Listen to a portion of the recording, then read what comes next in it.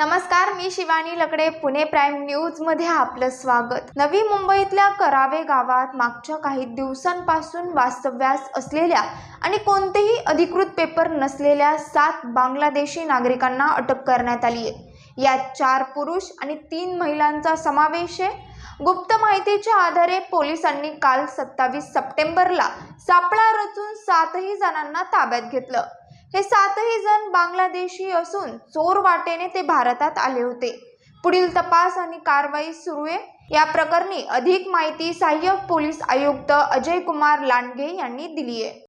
आमचं anti human trafficking sale जे आहे ते या अशा प्रकारच्या कारवाया करण्याचे त्यांना वरिष्ठांचे आदेशच आहेत.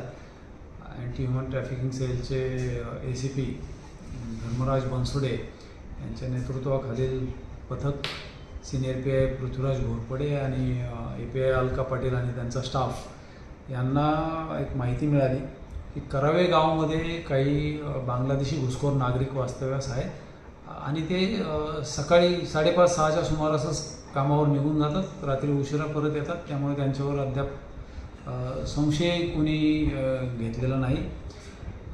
अशा बातमीच्या अनुषंगाने आमच्या ASTUच्या पथकाने त्या ठिकाणी छापा टाकला. 24 तारखेला सकाळी अर्ली मॉर्निंग तर त्यांना 4 पुरुष आणि 3 महिला बांगलादेशी नागरिकांनी अवैधरित्या आपलं जे बॉर्डर पॅट्रोल असतं त्याची नजर चुकवून बॉर्डरवरून भारतात कुठलेही वैध कागदपत्र न बाळगता प्रवेश केल्याचं आढळून आल्याने त्यांच्याविरुद्ध NRI पोलीस स्टेशनला गुन्हा दाखल केलेला आहे आणि त्याचा तपास NRI पोलीस स्टेशन करत आहे.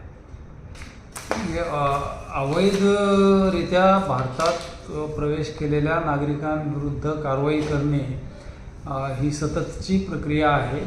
आमच्या विशेष शाखेची जी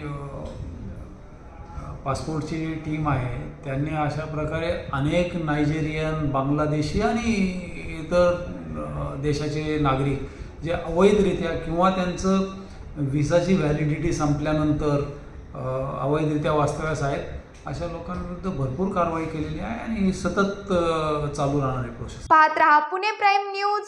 धन्यवाद.